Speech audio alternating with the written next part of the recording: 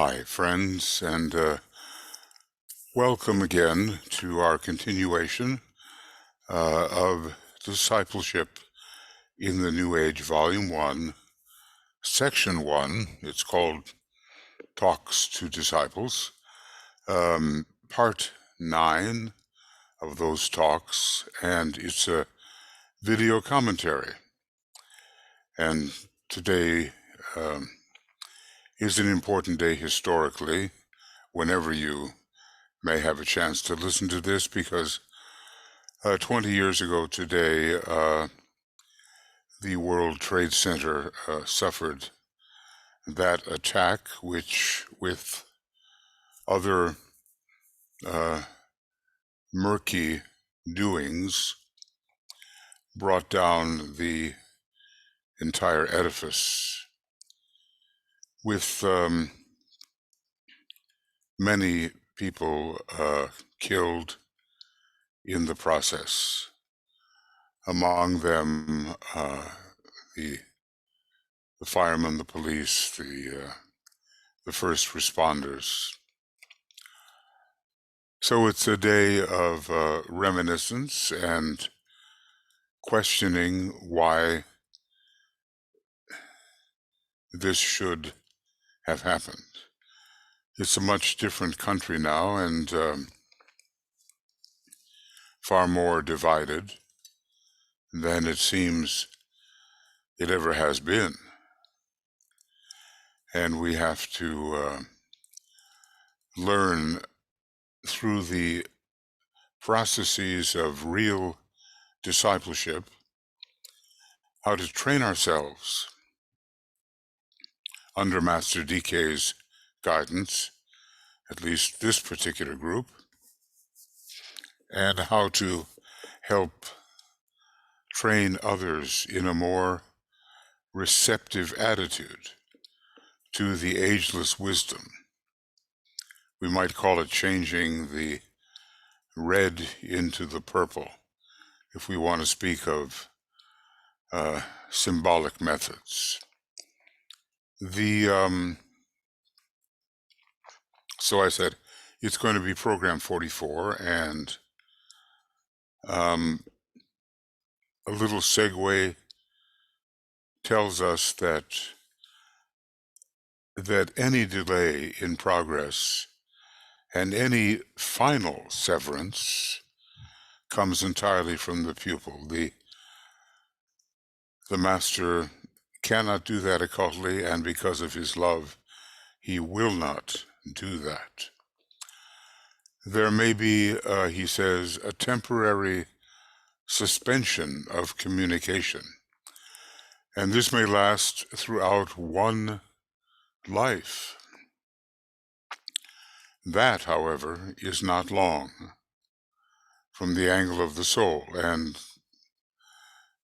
may we add that that's how DK sees things, from that far loftier perspective, which cannot be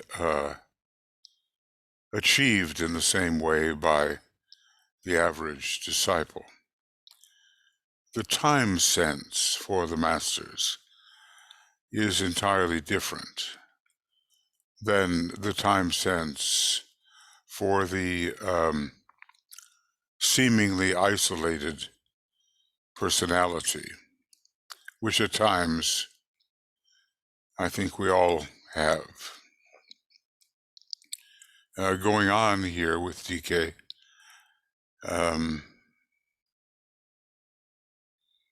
one life, okay? It is, he says, but a flash of small moment and significance in the long career of the soul. Well, that career is minimally millions of years old. And for those who were individualized on the moon chain, and even in the previous solar system, that career is a lot longer. Billions of years, in fact. DK tells us that it looms as large and important in the personality life, but may signify only the grasping of opportunity in the eternal now of the soul. And this, let us suggest, the eternal now brings in even higher perspectives than those of what is typically called the causal body, or the egoic lotus. There is a sense, even beginning with the soul, of infinite cyclic time. And then as we move higher into the triad and into the monad and liberated monad, that sense of the eternal now gets only stronger. So may I say, we must begin to alter our perspective so those higher vantage points can be accessed. I think it's fair to say that many of us, and maybe all of us at sometimes, are trapped in a certain confinement of consciousness, which is related to identification with the personality.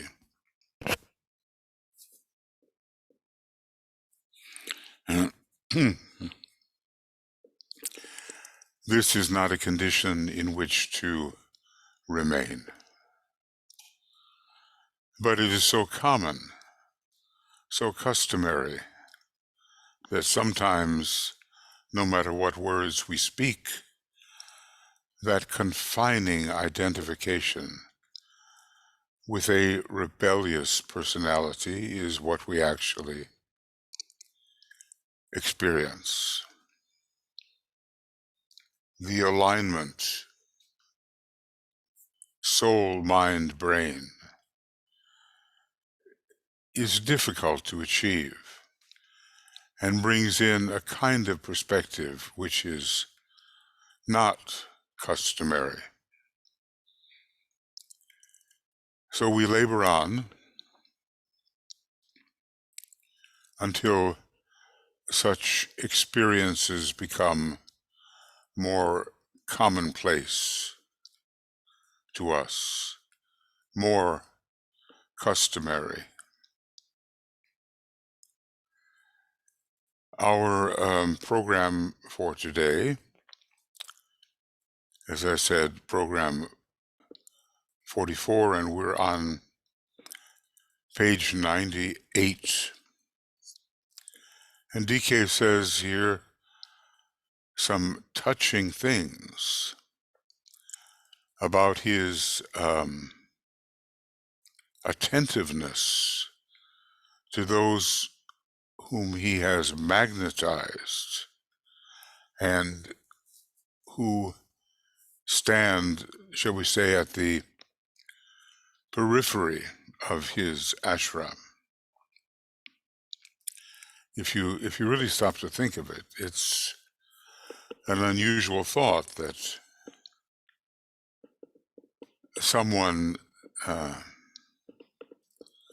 thousands of miles away in terms of space should be so immediately present in terms of observation. But such are the capacities of a master that kind of observation, which is very close, very detailed, very psychologically astute, that kind of observation can take place. And I do believe, although Master DK was not looking in on everybody all the time, he did have plenty of other work to do rather than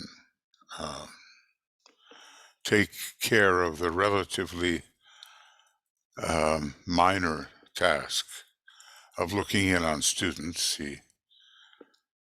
He warned them of that it is unusual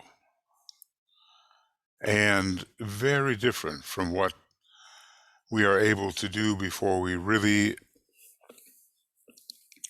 develop vision, understanding, a certain telepathic connection, which at first we do not have. Long ago, I was a member of a group that tried to reproduce some of the things that Master DK could do along the line of telepathy. Well, maybe one of the participants was more successful than the others, but it proved, actually, in my estimation anyway, to be both difficult and inaccurate. So we have lots of practice remaining before us. Now, what he says here, as I mentioned, will you judge for yourself? I have, he says, therefore, been near you. May I say, despite the geographical distance. And, he goes on, watched at intervals the tide of life roll over you.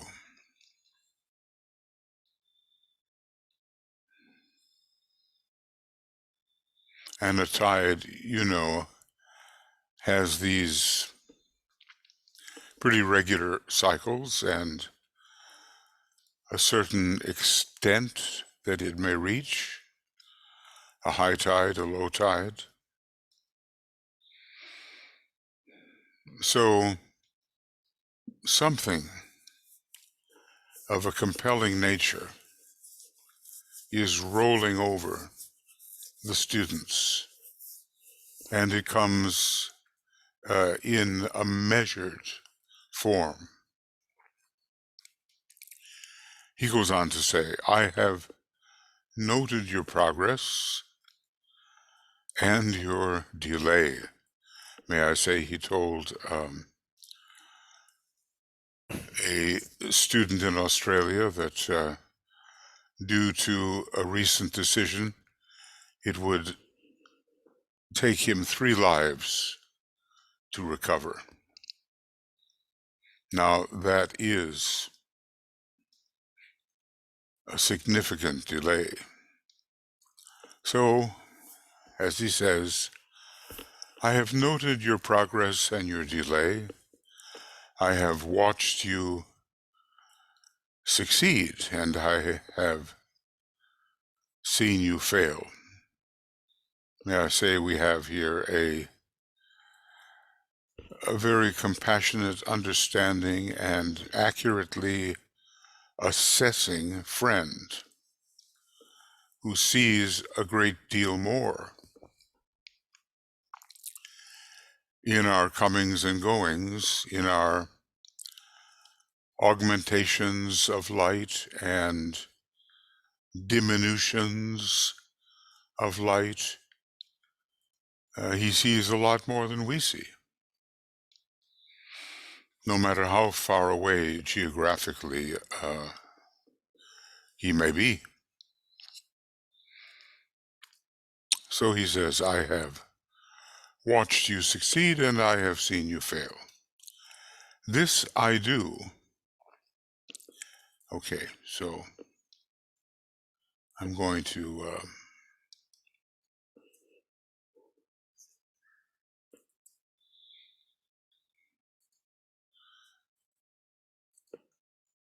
mark at the beginning,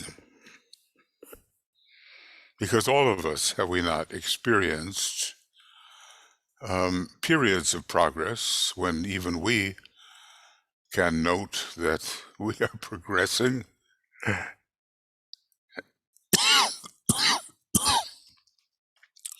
and other periods of retardation and delay when we fail to apply what we know in the right way, and even fail to understand what we should know. So, to watch our success and our failures, he says the following: this I do through noting the pulsation of your light, not in watching the detail of your daily living. Okay.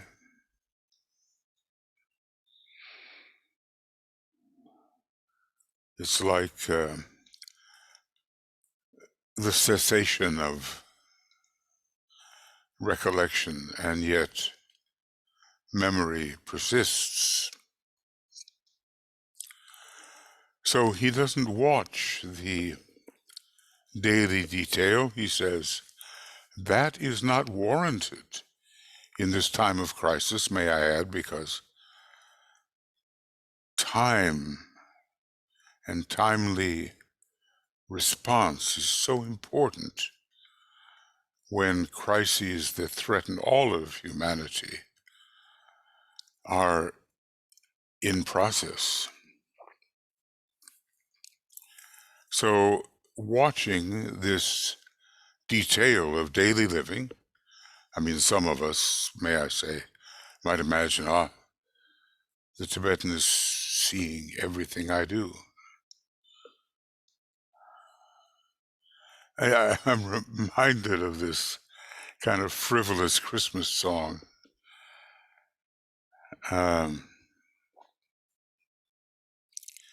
You better watch out, you better not shout, and maybe you better not pout. Santa Claus is coming to town. He knows when you are sleeping, he knows when you're awake.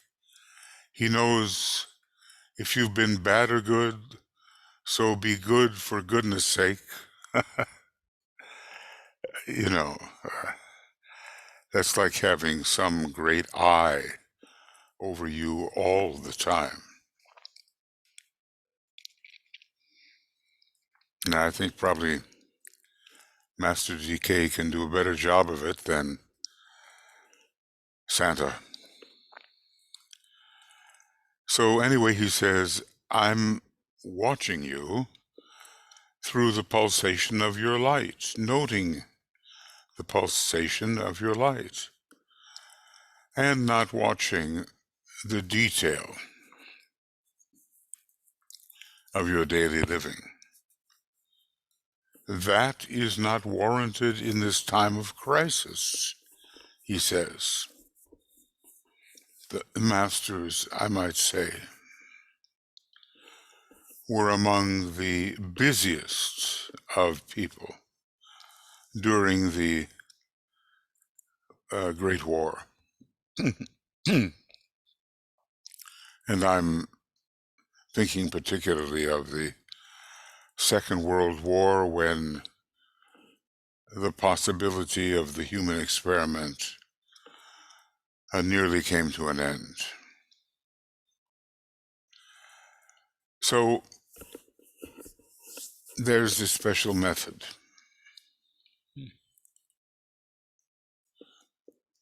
that we call, or he calls, noting the pulsation of your light. A master does so much. Of course, he has, in a way, mastered time,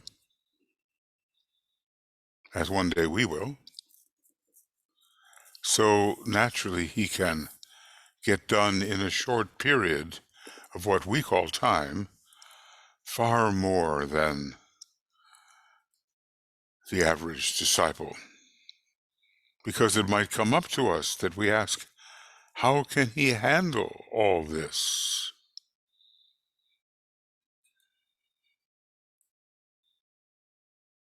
It does seem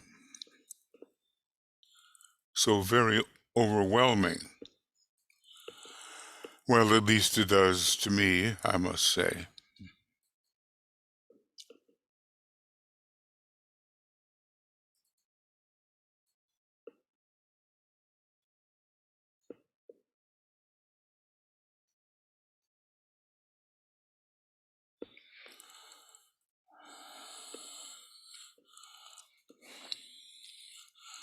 Okay.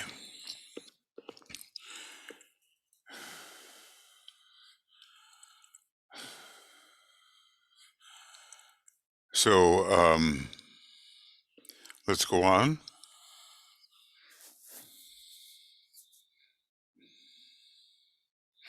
He says, this is not warranted in a time of crisis, and owing to the evolutionary development of disciples, will never again be warranted. This detailed observation, though I must say that because he will be an externalizing master and thereby close to his students, he may note the detail. He may note it, and that may lead to more rapid progress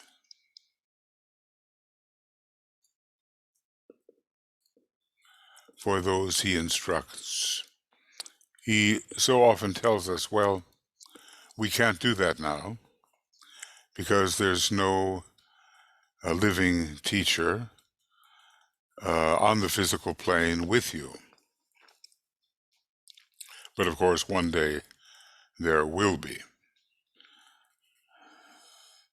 Okay, so we have been evolving all these many millennia and million-year periods, and we have succeeded in developing a greater self-control, a greater regulation, a greater management, a better management of our personality vehicles. And because of that, that close observation of the guru or by the guru will not be warranted, except in those special circumstances of special training. I mean, I'm thinking about how C.W. Leadbeater was trained by Master Kuthumi in certain psychic abilities. So there, a very close kind of observation would have been needed. There are exceptions. But even though Master DK is not watching, every little act, he says, you are still within my group aura. within my ashram. Interesting, wouldn't you say? Not just standing on the periphery of, but within my ashram. Your position there, he says, is determined by yourself, not me. There exists, pardon me, there exists at times something which resembles a pulsation in the relation between teacher and pupil, a withdrawing and a coming forward where the probationary disciple is concerned, and a standing with steadfastness and expectancy on the part of the teacher. Further, he says, when the fluctuations of contact are ended and the pupil is stabilized and becomes a steadily approaching point of energy, that's a quote, then he becomes an accepted disciple.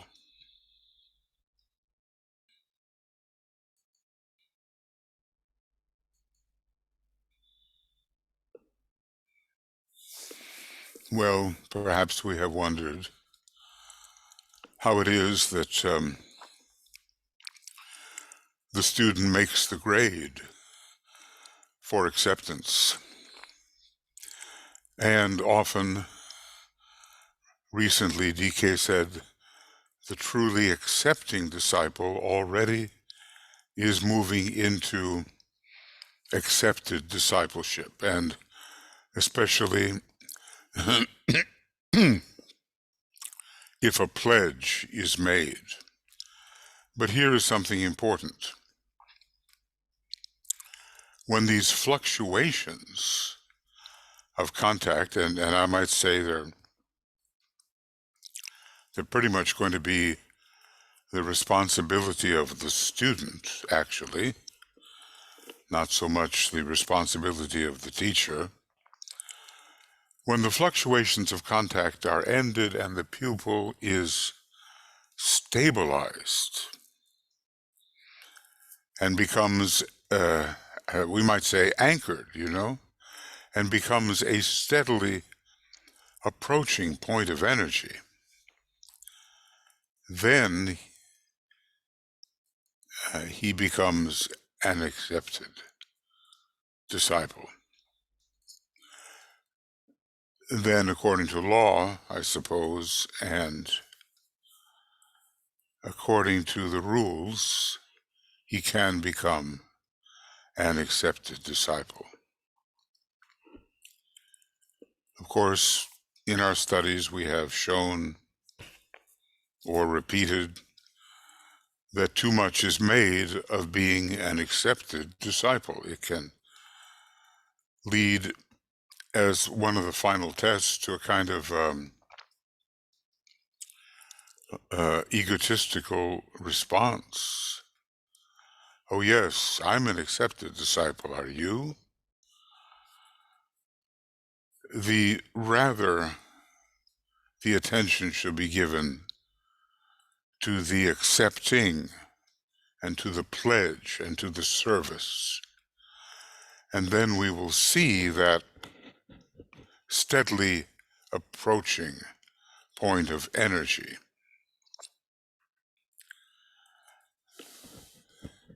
And here I'm just going to outline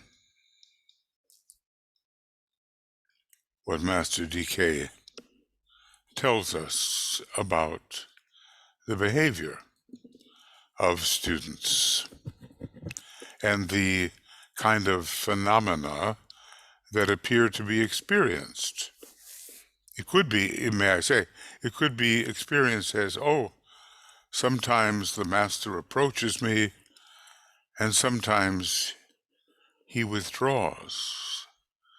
But it's much more likely that this is a question of the fluctuations of the student himself, who at length achieves some kind of stability in his orientation. See, this factor of projection is so interesting. We see in others, Master DK tells us what's really in ourselves, even if not to the same extent. And we sometimes are aggrieved with the so-called behavior of the Master because he seems to come and go at will while we are standing steadily. But that is not true. That is not true.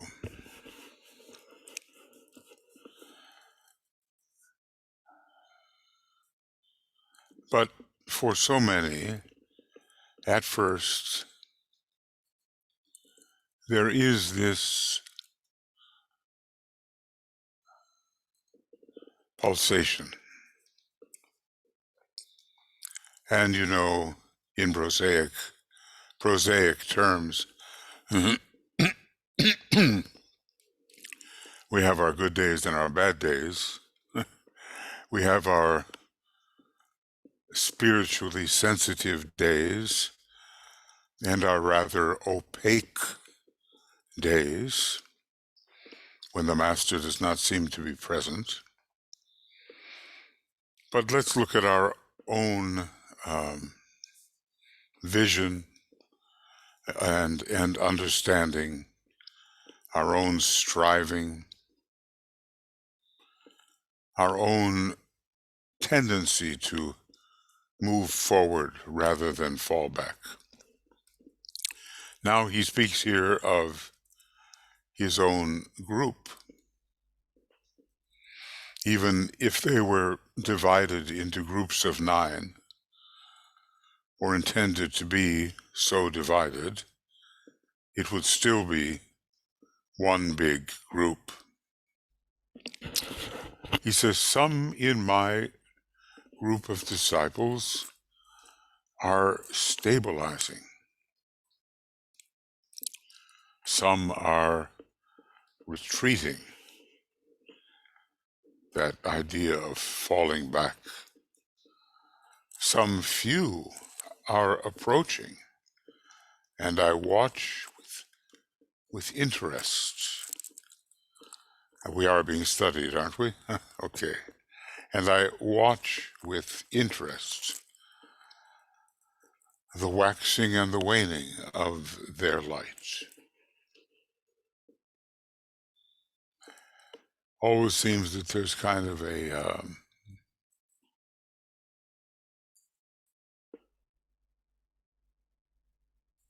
threefold possibility. Go ahead, preserve the status quo, or fall back. And we all seem to have that kind of choice if we are only sufficiently conscious of what it means to do each.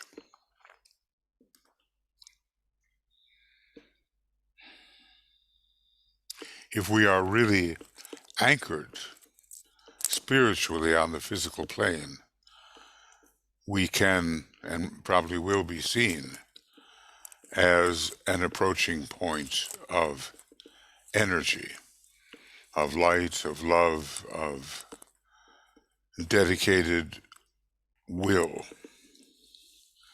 So let us strive to become that. It may seem like a lot of work for a very quick assessment by the Master. But remember, he says, I study with interest your comings and goings,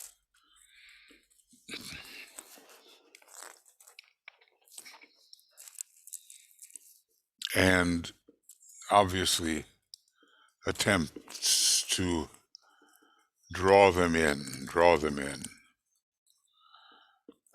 during a period of radiation such as the one we are passing through right now.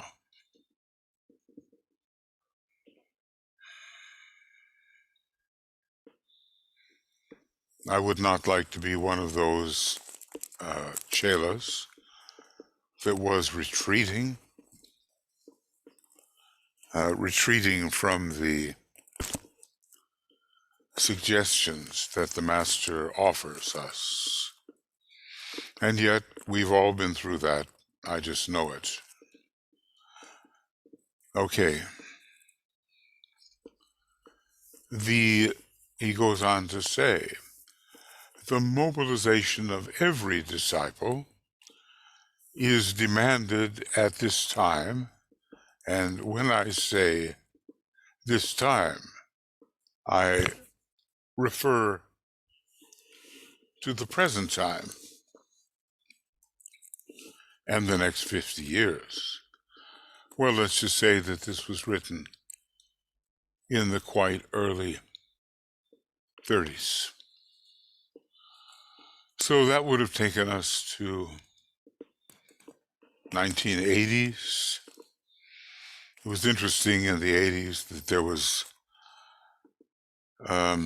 a kind of a change toward the more material compared with the 60s and the 70s, when the flood of new consciousness was released.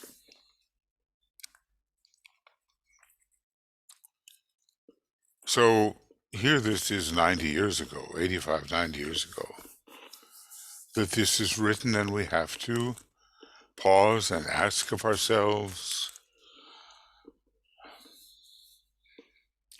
are we mobilized? And if so, in what way?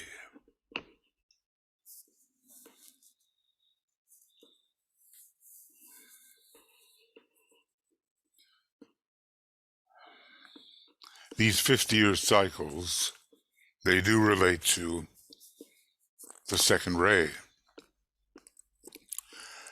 Of course, according to numerical affinity, it could relate also to the fifth ray.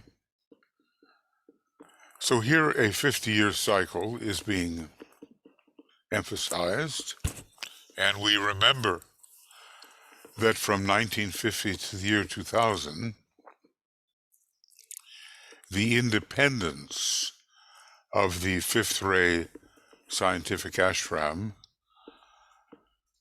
was curtailed, and its development was placed under the general third ray, because too much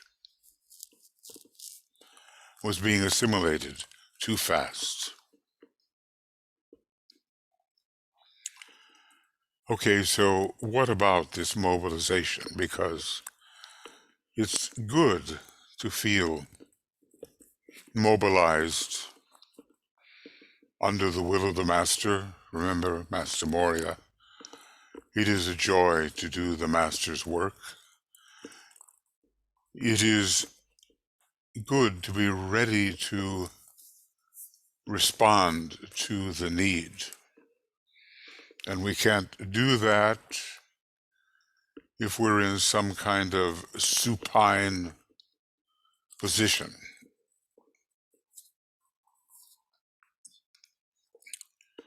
This mobilization, he says, involves the focusing of the disciples' energies, his time, and his resources on behalf of humanity. So, humanity comes first, and the disciple basically gives all he can give, and is in a state, we might say, of spiritual high alert. So I'll repeat this sentence. This mobilization involves the focusing of the disciple's energies, his time, and his resources. Some of those, of course, can be financial, and others may be gifts or talents, on behalf of humanity. It requires a new dedication to service, a consecration of the thought life. And then we're asked, do you realize what that would mean, my brothers? If the thoughts were directed towards things sacred instead of used in a desultory manner, which anybody could do. So further with DK, and a forgetfulness of self which would rule out all moods and feelings, all personality desires, resentments, grievances, and all the pettiness in your relations with your fellow men. On the physical plane, it would mean the conditioning of all active outer living so that the whole of life becomes one focused, active service. The whole of life.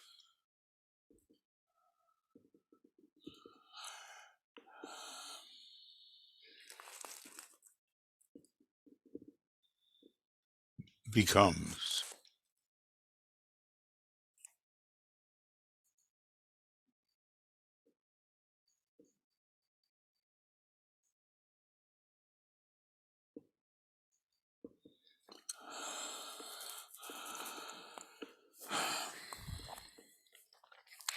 Seems a tall order, doesn't it?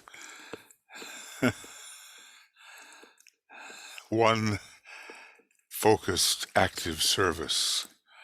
I would ask you to study the above phrasing, using it as a light of revelation, so that you may know wherein you are lacking and what you have to do. Okay.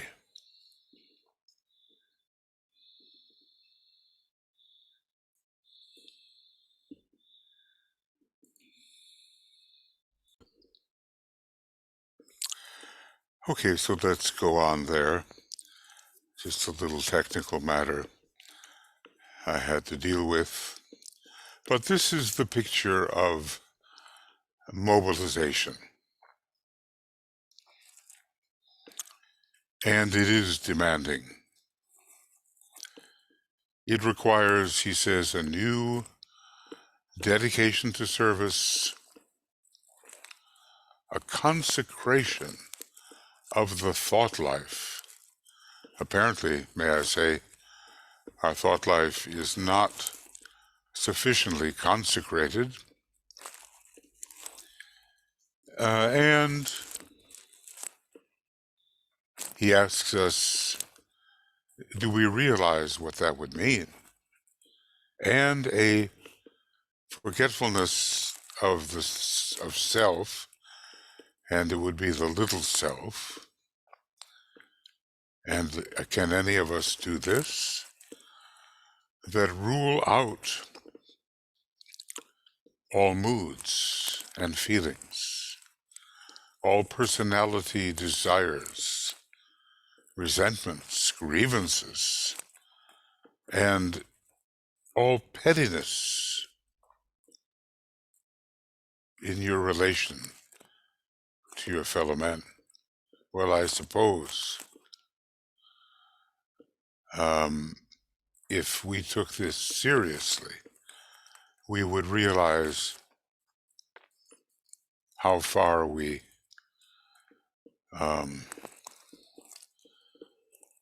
fail really to do this.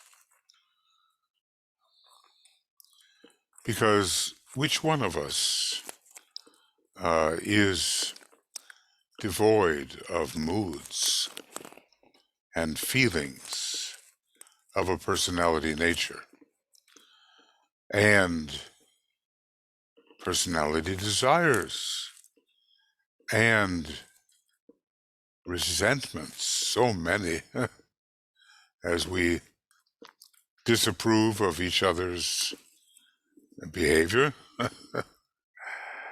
grievances, and what DK calls these, all pettiness in relation to your fellow men. All these things are pettinesses.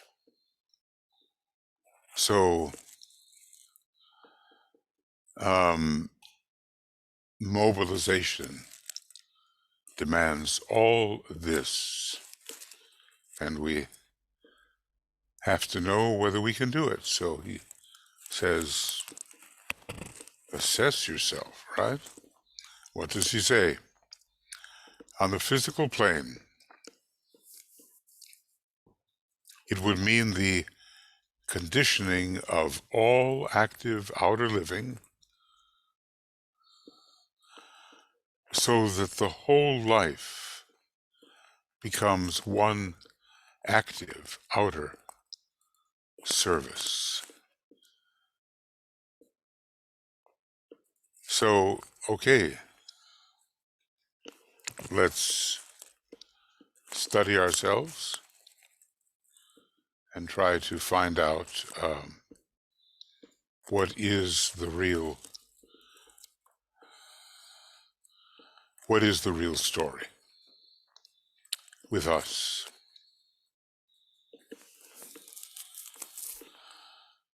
Because we cannot go blundering on as if all of these things are accomplished when hardly any of them are.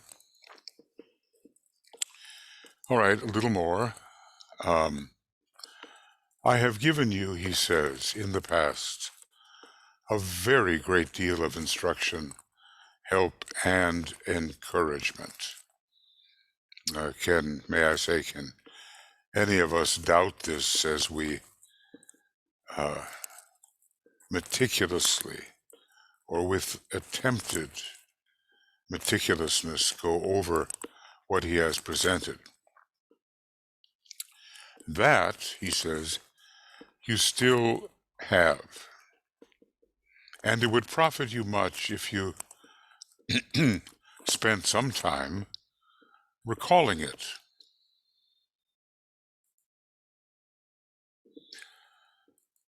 But today, make a new beginning, not for your own sake, but for the helping of a needy world.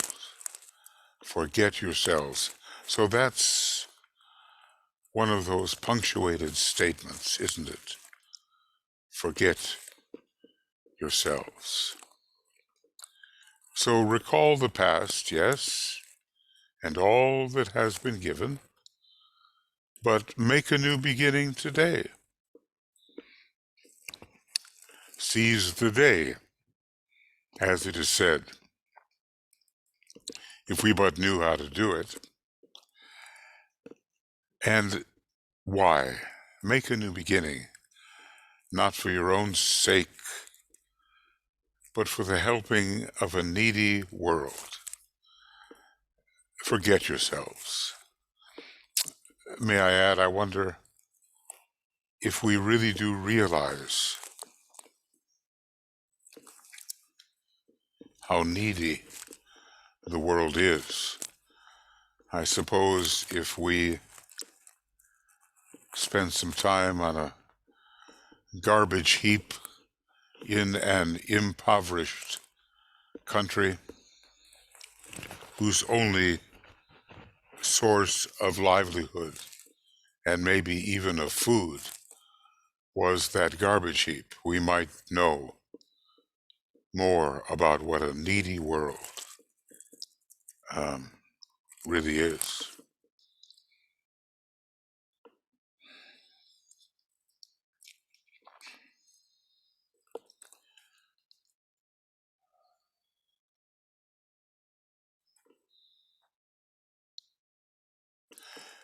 And I might say that these kinds of needs, which arise from so much imbalance,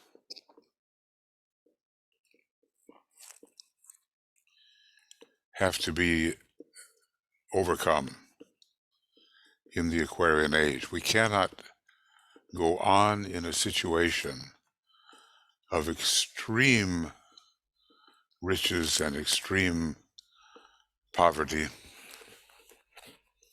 because the entirety of humanity's society will shake apart under such a split.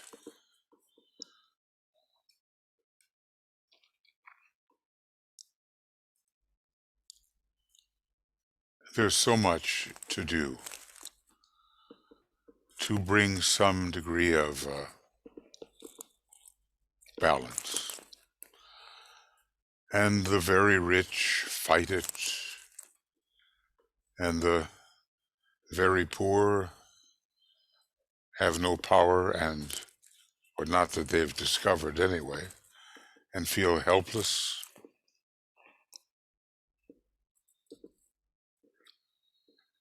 But in the karmic cycle, the very rich will learn what it's like to be very poor, and maybe vice versa. The problem is there are endowed souls of longer experience and unendowed souls of lesser incarnational experience. And unless the Spirit of the Christ, which is compassion and love, can sweep over those who have and who are endowed souls, this split, which is so nauseating, will be maintained. Selfishness, we've all been through it, but selfishness is a very ugly thing. There has to be a way to bring more balance, more love, more real alignment into the picture. There has to be a way.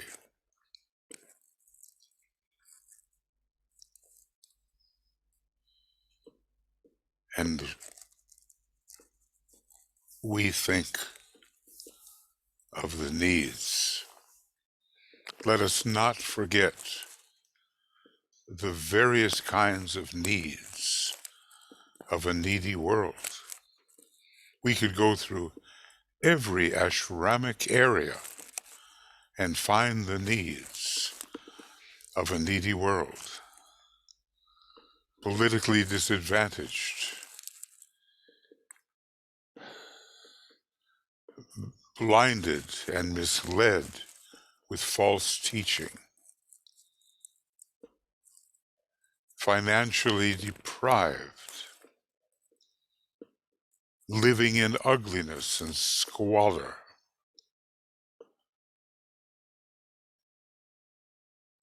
having science prostituted to the welfare of a few,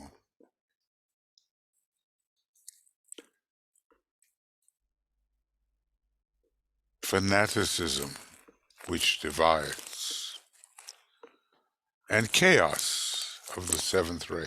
We could go through every ashramic area of responsibility and find where the needs are. We could go through every one of the 10 seed groups and find out where the needs are. Remember what he said about psychic powers. The ability to detect need is a very high psychic power. Now, obviously, Master DK can do this. He's well trained to do this. He knows our needs, though the battle, as he says, is ours. He knows how to advise. He knows how to offer the energy, especially on our soul level, which will really help.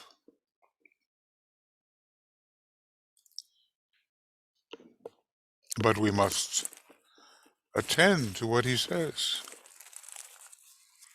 Now, I'm sitting here after 50 years of studying Alice A. Bailey and the Tibetan, and seeing all the deficiencies in my study and application, how better use could have been made of the great treasure of the teaching.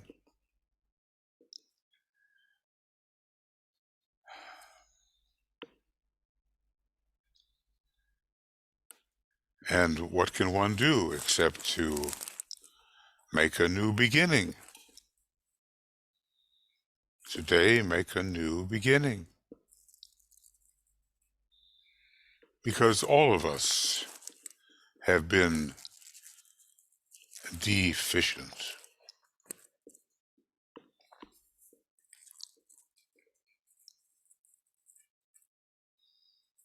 And opportunity has been missed. And now, under the attack of the lords of form, the Lodge of Darkness, whatever any one of us can do, and whatever we can do together, those things are so sorely needed now. Great events of a subjective nature are coming up. The Great Conclave of 2025, the extension of the threefold teaching, and more. The entry into the Aquarian Age in 2117, considered astronomically and technically the entrance into the Aquarian Age. We have to be alert to all of these subjective opportunities offered by the great ones and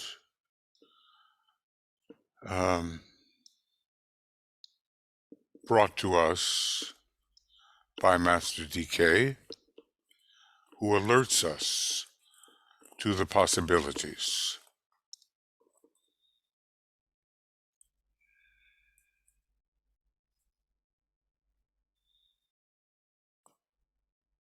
Now he says a little more here. The pressure of the work upon me has been very heavy lately. Much work has rested upon my shoulders, incident to the world situation. Well, this was in terms of foresight, the Master's seeing the recrudescence, the emerging of this on the physical plane of the second part of the Great War. 1914, 1945, the Great War, and the emerging of the World War II, Part 2 of the Great War, which it could have been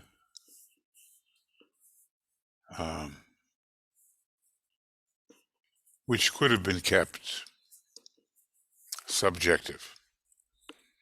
But we disciples, we failed in that, and there just wasn't enough of this will to good to keep it contained. So he says, this has involved much effort on the part of the hierarchy to prevent a complete collapse of the structure of human civilization as it exists at this time. The sound foundations of part of the structure must be saved. All else may have to go. Well, they had tremendous foresight as to what could happen. If it's the early 30s here, and he's talking about the collapse of human civilization, some pretty dire possibilities must have been in the consciousness, and not just idly so, but seen as, how does he put it, this is a possibility which can be envisioned. He was talking about a future religious war. Well, at the time this was being written, it wasn't about specifically a religious war, but many deep thinkers have looked at Nazism as if it were, in fact, yes, a kind of religion to whip into a frenzy the national devotees of the German nation, and to a lesser extent, Italy and Japan. Italy apparently being the least offensive, but still part of that irrational devotionalism, this time invested in one's own country. Well, the masters accept great burdens, and Master Moria, in a familiar statement, says, "Burden me still more as I enter the beautiful garden.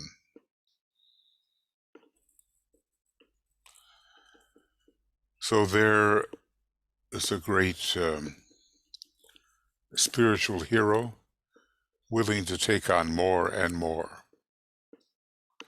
And this must be also true of the other masters and the ones that we're dealing with specifically in this kind of teaching, a Master KH, Master DK. And then we have to ask ourselves, what type of burdens are we willing to carry, or for that matter, capable of carrying? So we can be very self-centered about our spirituality and forget what a burden it must be upon the masters who see far more and are aware of the dire circumstances that could unfold. Even now, somewhere he says, we know what will happen, but are not allowed to say, something like that. And, maybe that has something to do with the climate change, which is in process, and the religious fomentation, given the narrow religious approach of so many. He goes on to say, excuse me, many things contribute to the inertia that today seems to afflict many of the disciples of the world who should be active in service and helpfulness. This applies also to you. Tamas, Rajas, Sattva. Do I feel beset by inertia, not knowing what to do and not doing it, not doing what there is to do, whether it is subjective or objective?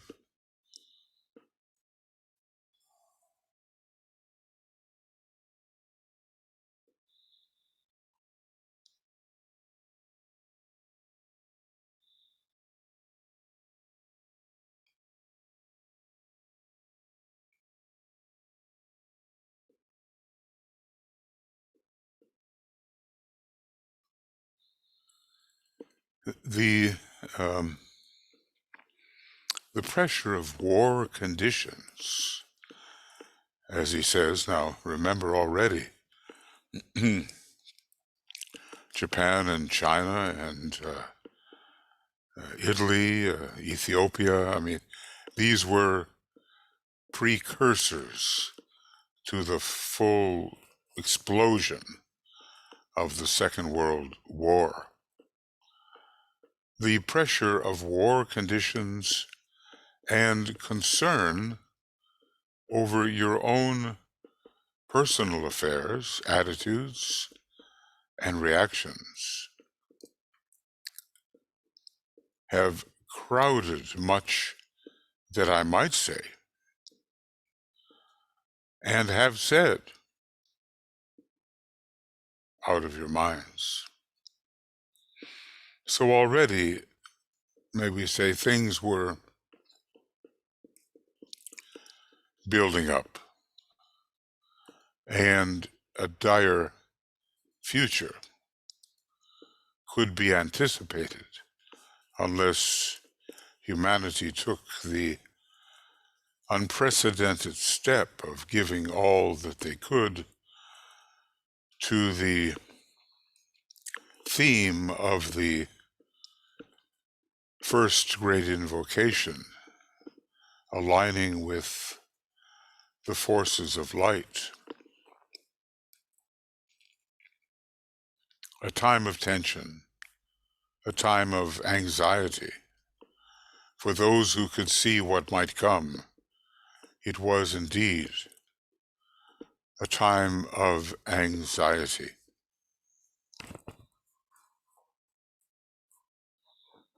I was a very, young person born in the middle of the war.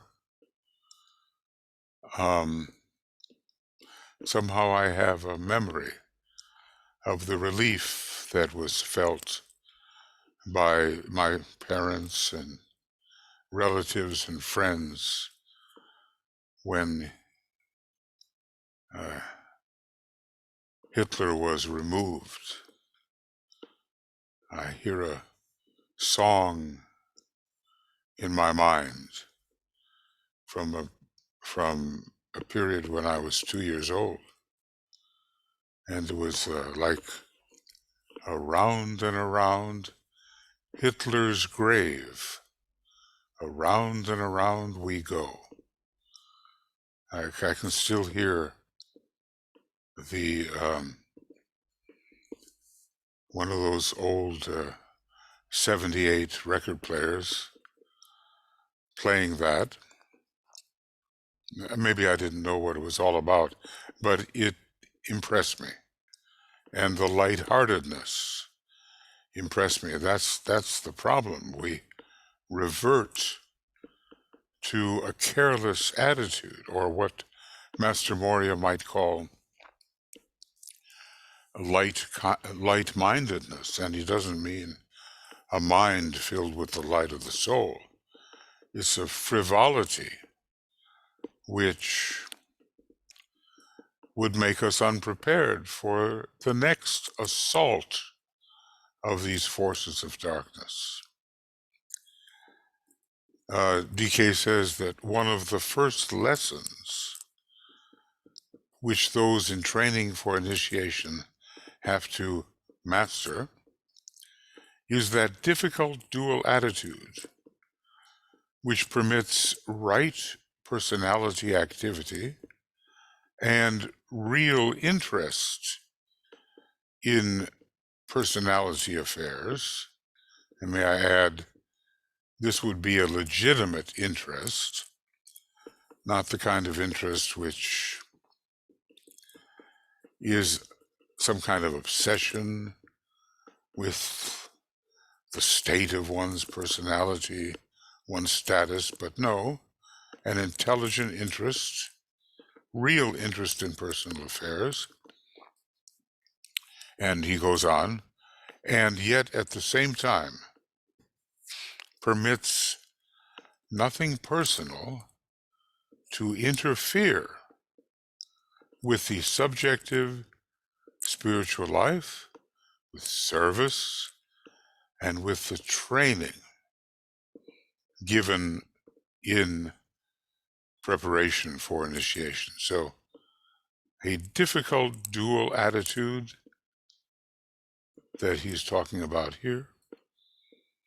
Yes, of course, we have to be like a curator. We have to be sufficiently interested in personality affairs to make it the instrument it can be and should be in the alignment of soul, mind, brain. But if we get drawn in so that it becomes most important,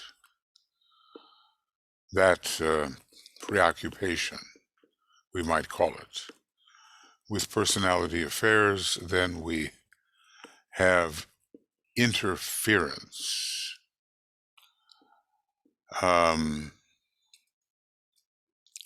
The personal interfering with spiritual life, with service and with training. given in process, in preparation for initiation. Yeah, there's going to be some good things here. We're coming up to it, but because of my schedule and Tuya's schedule, and we'll be working on this great threat, climate change, tonight. It's not going to be possible for me to go all the way to the end on this program.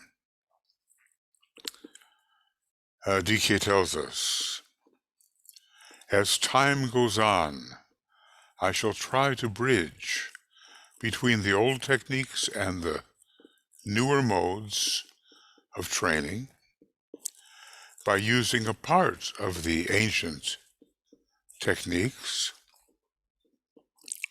now becoming somewhat obsolete. May I add, here he gives us a great chant that was performed in Atlantis, very old, of course, at the time of the third initiation. It's no longer presented that way.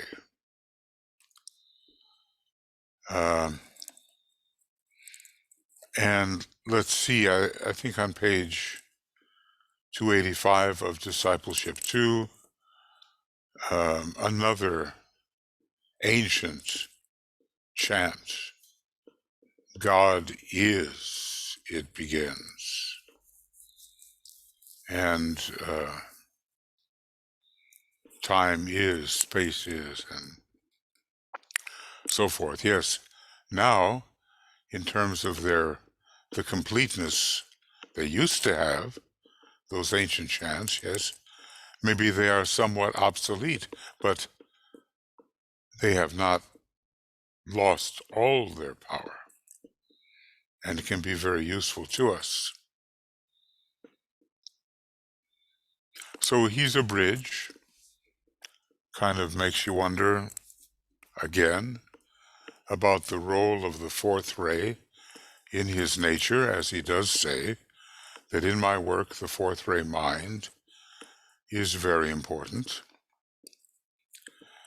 Okay, so he tries to bridge by using a part of the ancient techniques, now becoming somewhat obsolete, and the giving of those hints which will lead you to understand the nature, purpose, and methods of educating accepted disciples, may I add, such as you are, he would be saying to certain members of his group, and eventually to all of them. The nature, purpose, and method of educating accepted disciples in the process of initiation. So he's bridging. And maybe that gives us a hint that we too can act as bridges.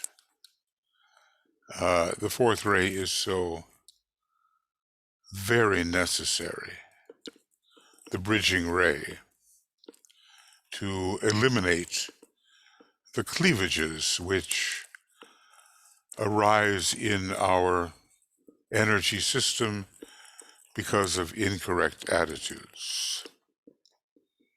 Now, he does give hints, of course, and also he expects us to find hints on our own. He says that's one of the new ways, of course. When something really pops out at you as you read. It may be a hint for you. Okay, friends, I think the best thing I can do, this is number 44, but look, there's not that much left to page 102, and if I don't finish that in program 45, I think I'm not going to be too happy with myself. So we'll make this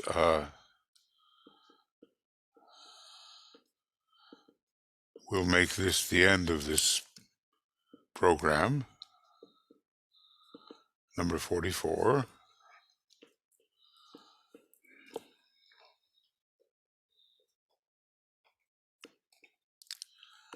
And don't we find it interesting, the training that he's giving? Look, we're in or surrounding, or approaching, gathered around a training ashram, aren't we? And Master DK is the one who trains. And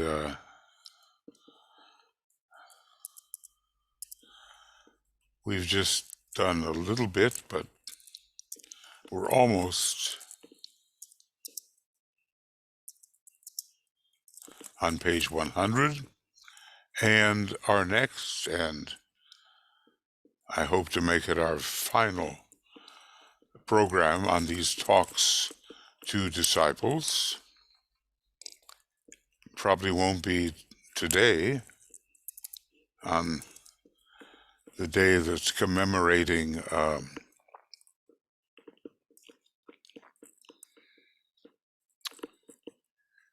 this jihad coming to the West, an ancient and primitive way of dealing with one's enemies, strictly through destruction.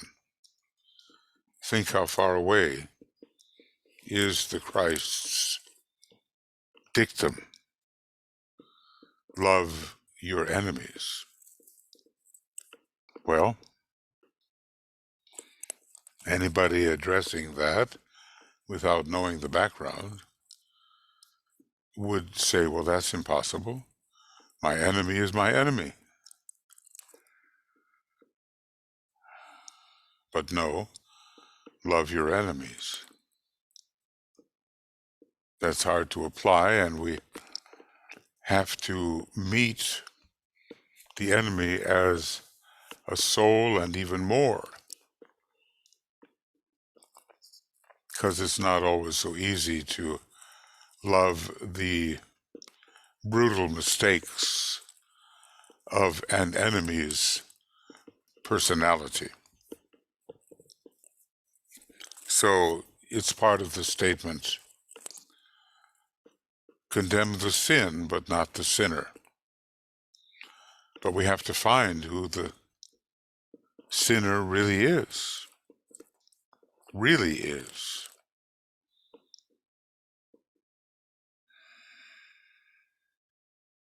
And when we concentrate in that way to find the soul, the triad, the monad of the enemy, those personality mistakes do fade away. But again, as I so often say, it does take practice.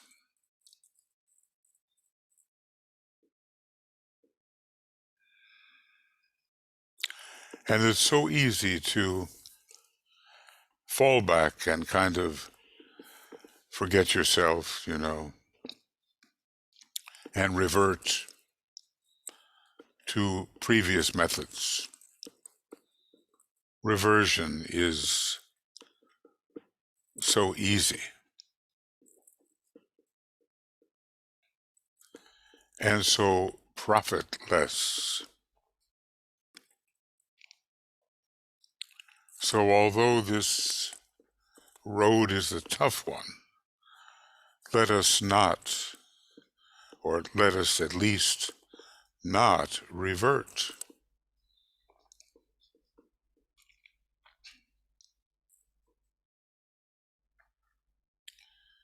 Let us see ourselves as we are, orient towards higher possibilities, think of human need, and not revert into a case where our own need becomes the most important part of our lives, or the most important focus. These seem like obvious things, but in the attempt to carry them forward comes significant challenge. So look, Tuya and I want to offer you love and many blessings, and so does every ongoing member of the communications team,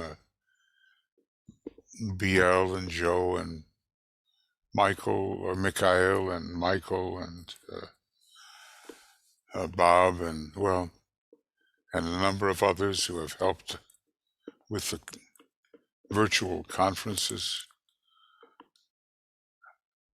We're just doing what we can to bring you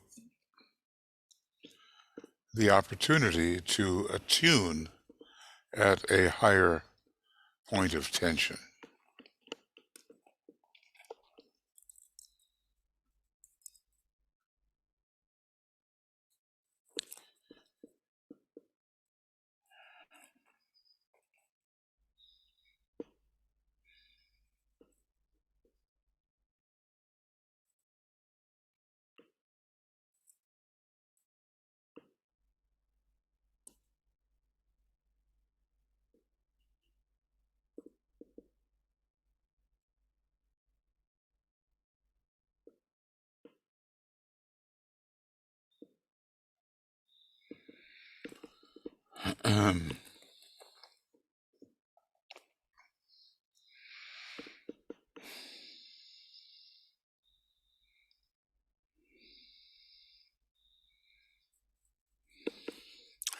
So, as was so often said in the arcane school, keep on keeping on, and certainly every step of the way, the Master has offered us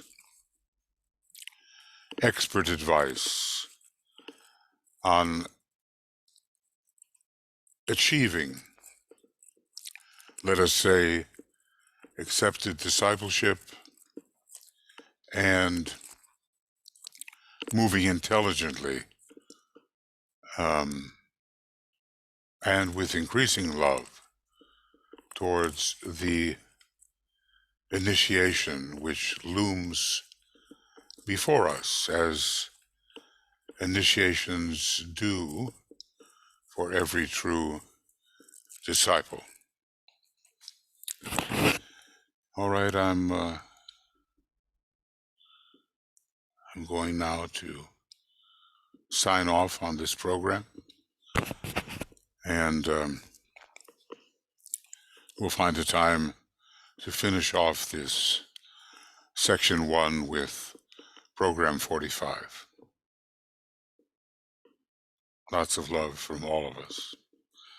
We'll see you later.